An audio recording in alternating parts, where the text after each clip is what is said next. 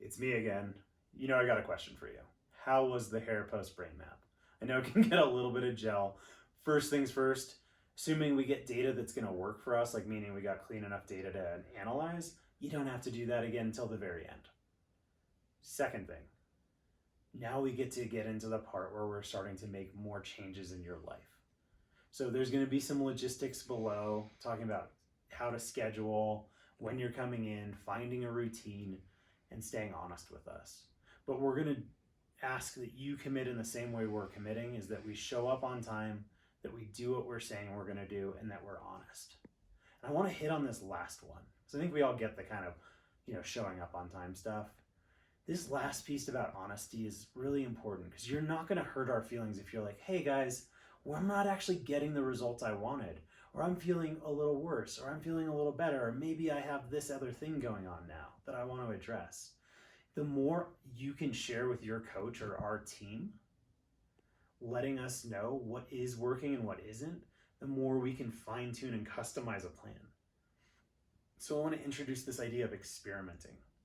One of the things you'll notice is we like to teach a lot of breath work, and you're going to hear us talk about it as the brakes, the steering, and the gas. And you might find that you do one and you feel a little more anxious, or you might find and you're like, oh, I feel so good. That's awesome. It's important to note which one made you anxious and which one helped you feel good, because our coaches then have an insight into your unique physiology in ways that help you regulate.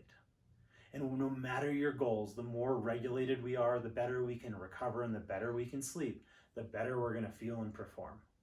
I mean, that's actually about a 50% improvement right off the gate. So enjoy the process. I'm really looking forward to meeting you at the Brain Map review. It's going to be a little dense, a little scientific. I'm going to do my absolute best to distill it down into a simple statement that anyone will understand. But also we're going to go into a little bit of a nuance, just because the brain's a little complex. And to make that easy, we have a Brain 101 handout, and you can access that in our membership portal. It also has some videos overviewing generic patterns in the brain, so you can start getting an understanding and feeling before the brain map. That's not mandatory, but if you're someone that wants to go and learn a little bit more, feel free to. So you're getting ready for your first session.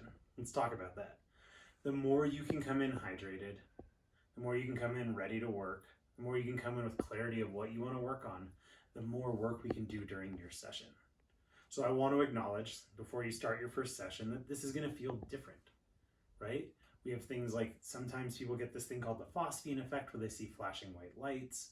If you've ever worn like a TENS unit or muscle stimulation, it can kind of feel like that on the scalp. Nothing we do should ever hurt or be startling or scary. You have nothing to worry about. And you know what? If you don't feel comfortable doing something, you don't have to do it. We can find other ways to help meet your goals. During the session, you'll come in, you'll sit in the chair. You're going to get electrodes or sensors hooked up to your head, most likely, maybe some stuff on your hand, maybe something on your stomach, maybe even we'll put you in the smile machine. If you don't know what that is, be sure to ask. It's probably my favorite thing. You might feel like you're just sitting in a chair and talking, but it's important to remember while you're going through that process, you're actually doing a lot of work. Your brain's learning new patterns. It's increasing blood flow. It's increasing oxygenation. You're finding different levels of focus or different levels of relaxation, and just in general, creating stabilization within your brain and your nervous system. I just gotta laugh because I said it funny, but we're gonna keep going. So as you go through that process, you'll notice that our staff's gonna check in with you. We're gonna start every session or every block of sessions low and slow, because we wanna see how you react. We don't wanna overtrain your brain. If you've ever worked out too hard, like burned your legs up skiing or mountain biking, and then you have a hard time standing up or sitting down the next day, we can have a similar response to the brain. So we want to just make sure we find what works for you. This is one of those reminders that more isn't always better.